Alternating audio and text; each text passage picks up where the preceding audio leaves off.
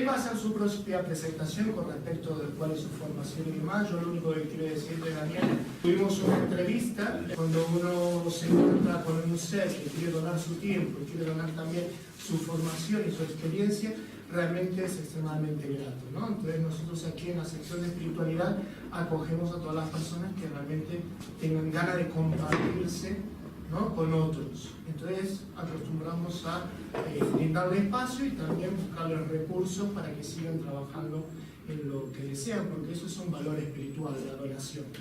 Así que sin decir absolutamente más nada, pues lo voy a leer. Bueno, ¿qué tal están? ¿Qué tal están? Ahora. Muchas gracias por haber venido. Yo ahora voy a aprovechar para presentarme. Esta charla, la idea es poder mezclar un poco el mindfulness y la psicología afirmativa, el LGTB, y para poder generar una fusión que traiga muchos beneficios a la LGTB y a las personas en general. La charla se llama Mindfulness para tratar de sanar las heridas de la LGTB interiorizada. Yo la charla la dividí en dos partes. La primera parte sería la presentación de lo que sería mindfulness y la segunda parte sería el tema de la psicología afirmativa LGTB. Bueno, ese soy yo, autorreferencial total. Argentino, femenino, cerca de mi casa aparte. Bueno, en esta diapositiva me presento. Yo soy licenciado en Psicología por la Universidad de Buenos Aires, en Argentina. Hice el experto en mindfulness en contextos de salud por la Universidad Complutense, aquí en Madrid. Y también me formé, me especialicé como experto en psicología afirmativa LGTB. Y la DSG, que ven ahí, es la diversidad sexual y de género, que luego voy a explicar bien qué es, ¿sí? Esa formación la tuve y la tengo en el Colegio Oficial de Psicólogos de Madrid. Desde el 2013 que estoy trabajando ahí, formándome, y también en un grupo de trabajo que se llama Diversidad Sexual y de Género. Vale, pues empezaríamos por una definición más o menos breve de lo que es el mindfulness. Muchísimas definiciones de mindfulness. Esta es una entre otras. Aquí la definiríamos como prestar atención intencionalmente a las cosas que normalmente ni siquiera notaríamos. Y ser conscientes de nuestra propia experiencia en el momento presente, así como se presenta esta experiencia de manera no enjuiciadora, con amabilidad y compasión. De nuevo, esta es una primera definición entre muchísimas y nos ayuda a adentrarnos y a tener un primer acercamiento con lo que sería el mindfulness. Aquí también lo puse un poco para que lo entendiéramos y lo pudiésemos acercar a nuestra lengua. A veces se traduce mindfulness como atención plena o como conciencia plena. Entonces, siempre volvemos a este tema, ¿no? De poder ser conscientes de lo que está pasando con nuestra mente, con nuestro cuerpo, con nuestras experiencias que tienen que ver con las sensaciones físicas, las emociones y nuestros pensamientos. El mindfulness, esta conciencia plena o esta atención plena, es una capacidad que en realidad es humana. Por eso ahí se dice que es una capacidad universal, porque la tenemos todos los seres humanos.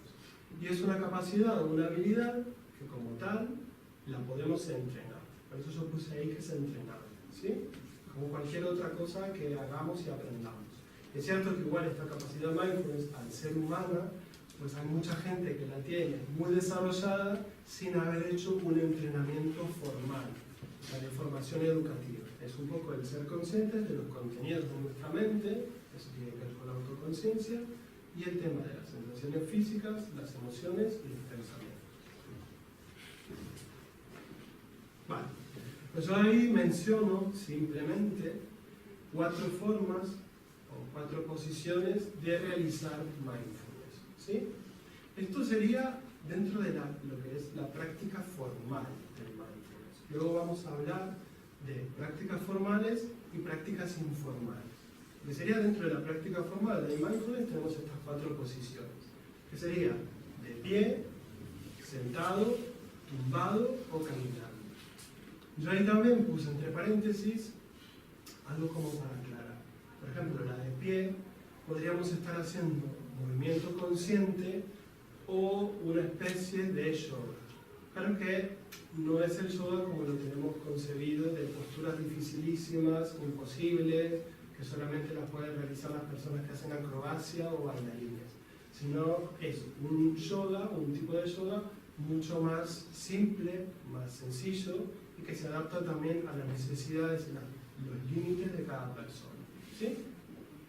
Por eso yo pongo yoga o movimiento consciente, porque a veces uno lo identifica rápidamente, o bueno, también pasa que estás haciendo movimientos y la persona dice, pero yo esto lo hago en pilates, yo esto lo hago en la clase de gimnasia, en body balance. Digo, sí, bueno, hay un poco de todo y después explicaremos bien por qué pongo el nombre yoga. Entonces tenemos el yoga, que puede ser de pie, el yoga tumbado y luego las otras dos posiciones. O sea, sentado, que puede ser en una silla, en un cojín, en otros elementos también específicos de yoga, o caminando. ¿Vale? Y estas serían las prácticas formales, o de práctica formal de mindfulness. También me parecía muy importante aclarar lo que no es el mindfulness, porque digamos que tenemos muchas ideas que vienen arraigadas de lo que va sonando, o a veces de gente que lo relaciona, por ejemplo, con la relajación. Mindfulness no es una forma de relajarse, ¿sí? No es un método, no es una técnica que nos permita relajarnos, no. Sí es cierto que igual con la práctica y el entrenamiento en mindfulness, a veces la relajación llega de manera secundaria, ¿sí? Es como un camino indirecto. Pero el objetivo del mindfulness no es relajarnos, ¿sí? No es quedarnos dormidos, o como dice después, controlar nuestras sensaciones, nuestras emociones, nuestros pensamientos. En el mindfulness no trabajamos el control, ¿de acuerdo? Por eso esas palabras yo las tacho. Entonces, no es relajación, no es una manera para relajarse, no es un método para controlar y tampoco es una forma que tenemos para entrenar para vaciar nuestra mente o tenerla en blanco. No. Entonces, esto me parece importante aclararlo ahora para que no nos genere una idea falsa, ¿no? Y además que no nos genere falsas expectativas. Porque después, si yo tengo falsas expectativas, pues me frustro. Y la idea es que no nos frustremos con ideas que no son correctas. ¿De acuerdo? Tampoco es una forma que tenemos para huir del dolor. Ni del dolor, ni del sufrimiento, ni de la ansiedad, ni de la depresión. No es una forma para huir de nada. ¿Sí? Tampoco es una religión, ni una secta, porque muchos relacionaban al principio del mindfulness con, por ejemplo, religiones que vienen del Oriente. Entonces, bueno, esto también es importante separarlo, ¿no? Mindfulness es una práctica que en el fondo es arreligiosa. Si bien los orígenes se basan en religiones que vienen del Oriente, pero digamos que es una versión un poco más occidentalizada y, si se quiere, un poco híbrida, ¿sí? Como arreligiosa. Y tampoco es una forma para buscar la beatitud, la santidad o nada del estilo, ¿sí? Aquí más o menos hice una lista de los beneficios de la práctica del mindfulness. Cuando hablamos de práctica, son esos entrenamientos, esos ejercicios que incluyen, bueno, distintas formas de llevarlos a cabo, ¿no? En general, el mindfulness es bueno porque genera una sensación de bienestar biopsicosocial. Pero claro, no todas las personas llegamos de la misma forma o al mismo tiempo. Esto no es una carrera, no es una carrera en el fondo, es un recorrido que uno empieza a descubrirse y redescubrirse y de esta forma poder alinearse mejor. ¿Sí? Es una especie de reencuentro con uno mismo. ¿Sí? Y de una construcción distinta de la percepción que tenemos de nuestra propia experiencia. Uno de los principales beneficios que trae el mindfulness y la práctica del mindfulness es la reducción de la ansiedad y el estrés. De hecho, así nació. Pero bueno, esto lo voy a explicar en unas diapositivas más. Entonces, reduce el estrés y la ansiedad. Como dije antes, mejora la salud física, el bienestar psicológico, la autoestima, el autocuidado, el autoconcepto. ¿Por qué?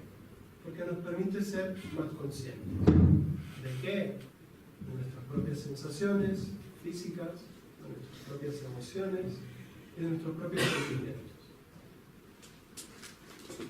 Obviamente, hace un ratito les dije que íbamos a hablar de las prácticas informales. Entonces, aquí voy a hablar de eso. Cuando digo que aumenta el grado de conciencia en la realización de las actividades cotidianas, por ejemplo, el comer, el caminar, el ducharse, el conversar, el poder escuchar a alguien, eso sería simplemente unos ejemplos de lo que son las prácticas informales, ¿sí? Que podemos llevar a cabo en la vida cotidiana de manera muy simple. Sin embargo, un montón de cosas sin darnos cuenta de que las estamos haciendo. O sea, porque estamos programados para trabajar en piloto automático. ¿Sí? Entonces, esta es una oportunidad para poder entrenar la capacidad de reconocer y de reconocernos en estas prácticas informales de la vida cotidiana. Luego también, una parte muy importante de la práctica del mindfulness es el que nos permite aumentar y fortalecer la regulación emocional, o sea, el manejo de nuestras propias emociones, ¿sí? De nuestros sentimientos. ¿Para qué? Para no reaccionar automáticamente a las cosas que nos suceden y poder dar una respuesta que sea mucho más adecuada, ¿sí? A eso también lo pongo, ¿no? Esto el trabajo de la regulación emocional se consigue también trabajando la asertividad, la no reactividad y otra parte muy importante es el cultivo de la compasión y del perdón, que luego también más adelante los desarrollaré un poquito más. ¿De acuerdo? Y bueno, la parte más específica de mi propuesta es que podemos utilizar también mindfulness para reducir y prevenir las secuelas del acoso, de la LGTB-fobia y también las secuelas de la LGTB-fobia interiorizada. ¿Sí? Este tema lo abordaremos en la segunda parte. Aquí también mencioné un par de actitudes o de capacidades que digamos son necesarias y que trabajan cuando uno practica mindfulness. Está el tema de la aceptación, el tema de la compasión, como mencioné antes, el no juzgar o el no enjuiciamiento, el no reaccionar automáticamente a los eventos externos y también internos, el poder trabajar la bondad, la amabilidad, la suavidad, la paciencia, que es tan difícil, ¿no? Porque la paciencia es algo que escasea en los momentos de tanta ansiedad y de tanto estrés, donde la vida corre muy rápido y no tenemos tiempo para detener. A veces no hay tiempo ni para respirar tranquilos. El tema de la confianza. La confianza no solo es la confianza en uno mismo, sino en la bondad también de las personas y en la confianza de que la práctica de mindfulness me puede llevar a un lugar positivo, aunque al principio o en algunas prácticas no lo sean. Porque claro, como dijimos antes, al practicar mindfulness, eso no es una forma para llegar a la relajación o vaciar nuestra mente. Entonces puede ser que el tomar conciencia del estado actual en el que me encuentro aquí y ahora, pues me haga sentir incómodo. ¿Por qué? Porque me siento ansioso, estoy nervioso, tengo miedo, porque no me siento seguro, porque no sé qué va a pasar con mi trabajo, porque no sé qué va a pasar con mi relación sentimental. Entonces, digamos, eso también es parte del entrenamiento en mindfulness, de simplemente poder ser, de poder estar en el momento y ser un poquito más conscientes de lo que nos está sucediendo. Que no significa que todo lo malo desaparezca, ¿sí? Después el tema de la apertura, el poder tener una mente más abierta, el poder abrirnos a la experiencia, inclusive a cosas que a priori nos serían un poco negativas o desagradables, y poder tener también, al abrirnos, una cierta curiosidad para poder quitar un poco las etiquetas de las cosas que suponemos que son malas. suponemos que son negativas. ¿Por qué? Porque antes lo fueron. Entonces, si pudiésemos acercarnos también a las cosas negativas con una apertura mental, pues es probable que nuestra relación con ese evento externo o interno cambie. También es muy importante el tema de poder soltar, de poder dejar ir. Esta capacidad, obviamente que nos cuesta mucho, porque tiene que ver con los apegos a las cosas que yo me siento muy identificado, las ideas que tengo sobre mí, sobre los demás, a los objetos, a las relaciones. Entonces, aquí también, al hablar de soltar, dejar ir, pues de alguna manera también estamos hablando del tema de los vínculos y los apegos. ¿Sí? El tema de poder ser generosos tiene mucho que ver también con la amabilidad, el poder regalar, el poder dar, el tema del don, sin esperar algo a cambio. O sea, el poder ser también honestos con uno mismo y con los demás. Que si me voy a acercar a alguien no sea simplemente por interés. Y que si quiero ayudar a alguien no sea solamente porque esto me va a beneficiar, sino simplemente porque quiero ayudar a alguien. ¿Sí? La gratitud, el poder ser agradecidos, el reconocer a los demás lo bueno y lo malo, inclusive en lo malo. El poder ser agradecido con las cosas negativas porque en el fondo nos dejan una enseñanza. Aunque Pedro no está de acuerdo.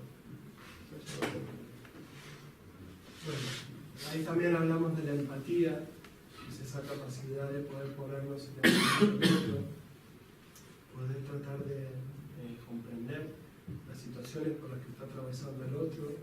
Y entonces al ponernos en el lugar del otro, pues somos también capaces de un poco practicar las otras cualidades y actitudes de las que estábamos hablando, ¿no? Esto luego también lo retomaremos un poquito más adelante. El tema de la mente de principiante también tiene que ver con esta apertura mental. Cuando yo lo sé todo, no hay nada que me sorprenda. Cuando yo lo sé todo, no necesito aprender nada más. Cuando yo lo sé todo, soy experto. Entonces, pues me quedo en mi lugar de sabiduría y de poder. En cambio, cuando tengo una mente de principiante, esto se relaciona muchas veces con la curiosidad de los niños, ¿no? Que no saben y quieren descubrir y se acercan a las cosas como si las viesen efectivamente por primera vez. Entonces, algo de la práctica del mindfulness apunta también a esto, a que podamos tener esta especie de mente de principiante, esta actitud de niños, acercarnos con curiosidad a las cosas como si las viésemos por primera vez.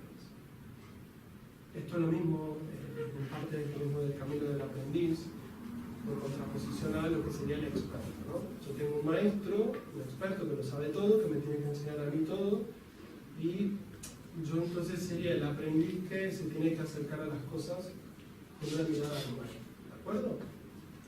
Lo mismo la curiosidad, de la que ya hablé antes, y este es el tema del modo ser. Nosotros, en la cultura occidental, pues estamos entrenados para vivir en el modo hacer. Estamos continuamente haciendo cosas, no podemos dejar de hacer cosas. Y cuando nos hablan de esto que es el modo ser, simplemente ser lo mismo, estar en el momento presente, a veces con alguna práctica formal, como puede ser simplemente respirar, pues eso nos genera contradicciones y resistencia. No lo entendemos. Y es normal que no lo entendamos. Entonces, aquí también como actitud y como habilidad de entrenar, pues remarcamos el tema del modo ser. Simplemente ser lo que uno es. En este momento, tal cual como te toca ser en este aquí y ahora. ¿Sí? Y esto que puse ahí de la desidentificación, pues tiene que ver un poco también con el desapego. Con esto de nuestra personalidad se construye a través de la identificación, la incorporación de imágenes, de ideas que tenemos sobre nosotros mismos, sobre los demás y sobre el mundo que nos rodea. Entonces, esta idea de desidentificarse, también la vamos a poner un poco entre comillas, yo quiero que les quede claro que es identificarnos un poquito menos con lo que creemos que somos, con lo que creemos que son los demás y con lo que creemos que es el mundo. Es simplemente también ahí poder soltar un poco este conocimiento que creemos tener de expertos, ¿sí? y poder abrirnos a la posibilidad de otras cosas, de verlo con otra visión. ¿De acuerdo?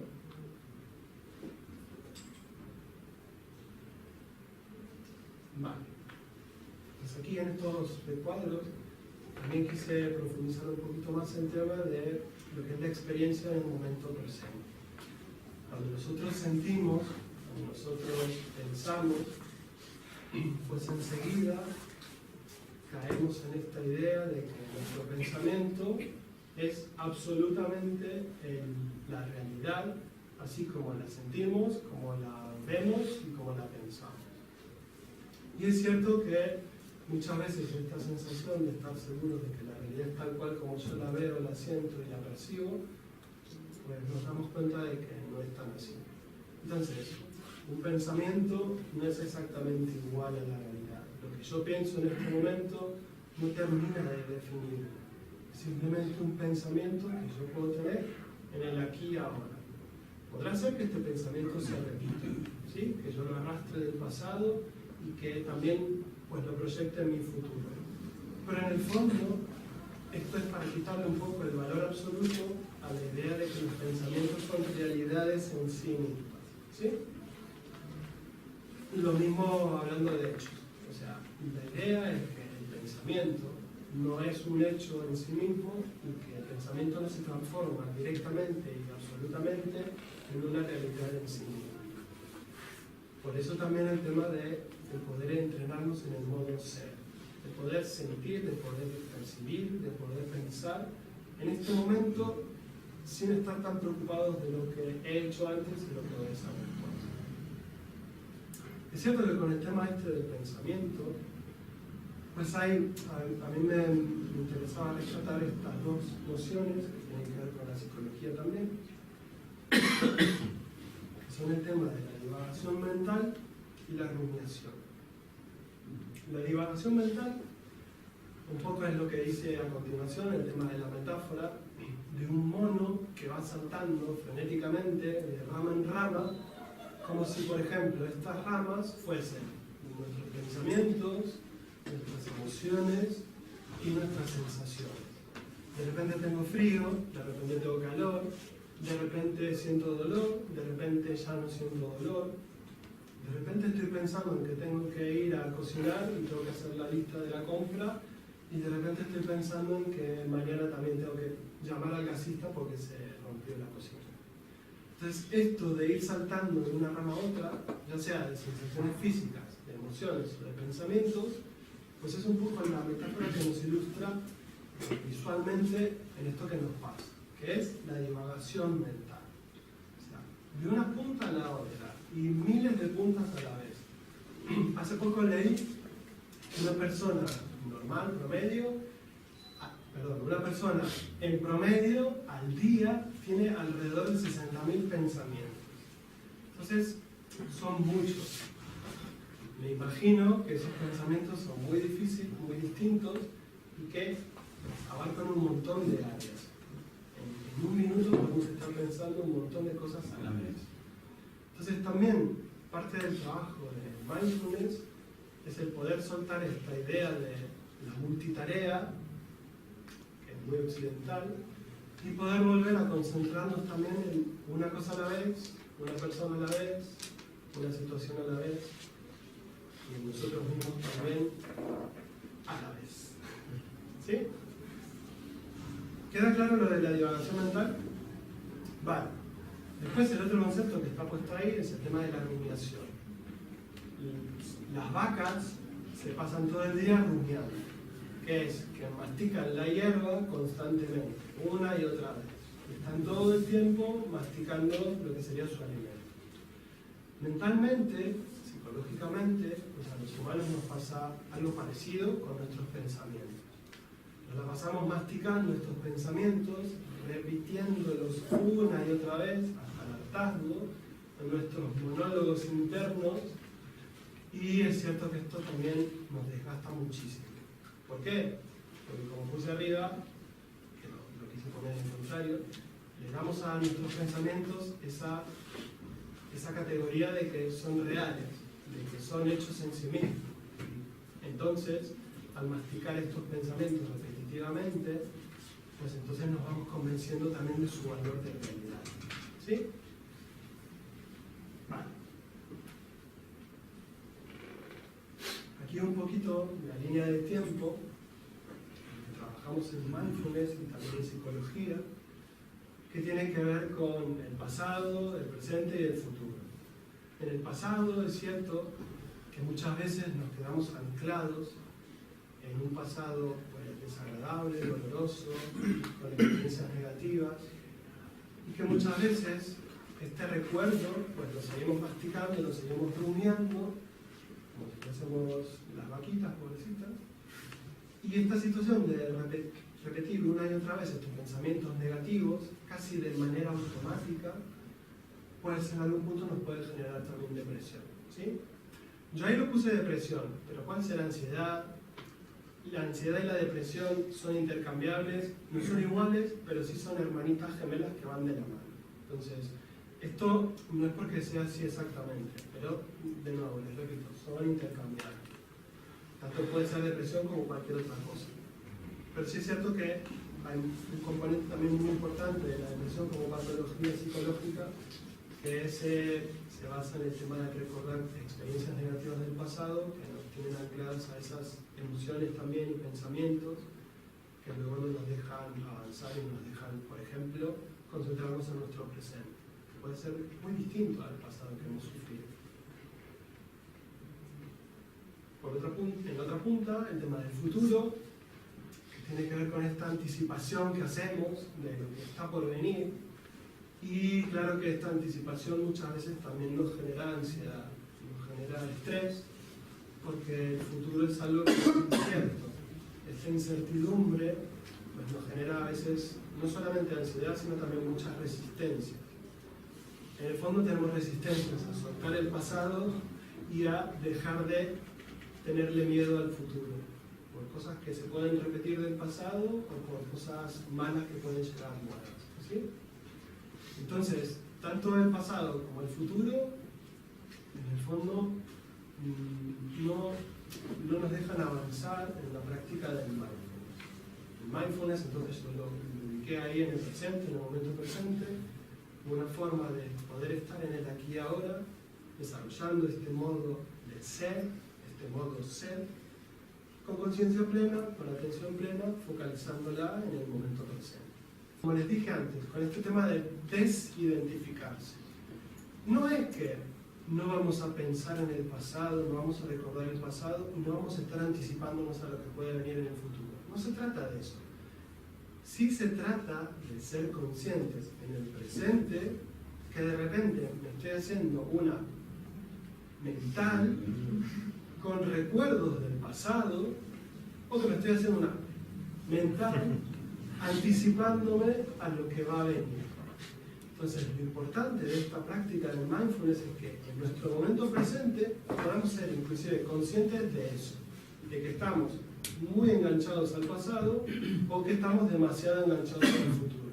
Y que esto pues, nos hace perder la oportunidad de estar presentes en el momento aquí y ahora y de poder estar conectados con lo que realmente está sucediendo ahora mismo. Aquí, un poco para hacerlo más formal, pero muy breve, no me voy a meter en esto, el origen del mindfulness, pues aquí lo voy a explicar en dos diapositivas. Un poco viene y surge de la meditación budista Vipassana, más o menos alrededor, tiene una existencia ya de 2500 años. Pero, como les dije, no me voy a meter ahí. Lo que sí me interesa es hablar más o menos del inicio formal que tuvo esta práctica conocida como mindfulness hace ya casi 40 años. Este señor, Jon Kabat-Zinn, es norteamericano, es médico, y él hacía muchísimas décadas que practicaba estilos de meditación que tenían que ver con el budismo. Y él se dio cuenta que esta práctica que él llevaba a cabo, porque tenía un montón de beneficios, que se podían utilizar para favorecer a las personas que se encontraban hospitalizadas, ¿sí?, ingresadas en un hospital, y que padecían distintas afecciones, trastornos, enfermedades.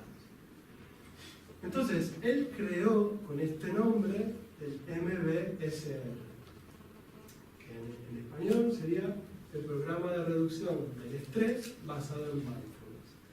Porque él se dio cuenta, como buen norteamericano, que si ponía meditación vipassana, meditación budista o mindfulness solamente, pues la gente no iba a ir. Entonces, él se dio cuenta que necesitaba algo de marketing y de publicidad que fuese más accesible a lo que la gente conocía en ese momento. Entonces, si él ponía el nombre reducción del estrés, pues tenía más o menos garantizado que la gente se iba a acercar sin ningún tipo de prejuicio, ¿no? Sin estas ideas preconcebidas de que voy a hacer meditación, entonces tengo que vaciar mi mente y voy a estar levitando por una sala. Pues no. Entonces, gracias a él, pues ahí nace un poco el mindfulness como lo conocemos ahora, ¿sí? Él además fundó esta clínica para la reducción del estrés en la Universidad de Medicina de Massachusetts, que es donde él trabajaba, ¿sí? Él es el primero, digamos, el primero que se hizo hiper famoso, todavía está vivo. Digamos, él creó este programa, que además creo que es de 8 semanas,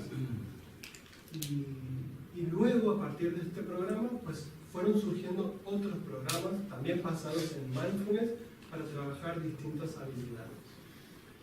Hay uno que es específico para trabajar la compasión, hay otro que se utiliza en psicología para prevenir las recaídas en temas de depresiones que se van repitiendo, y etcétera. Hay un montón, ¿sí? Este es el primero, es el más famoso. Y él es, digamos, el padre del mindfulness. Antes de empezar con estas diapositivas, que las vamos a terminar, ahora sí me gustaría tomarnos un ratito para hacer una primera práctica, ¿sí?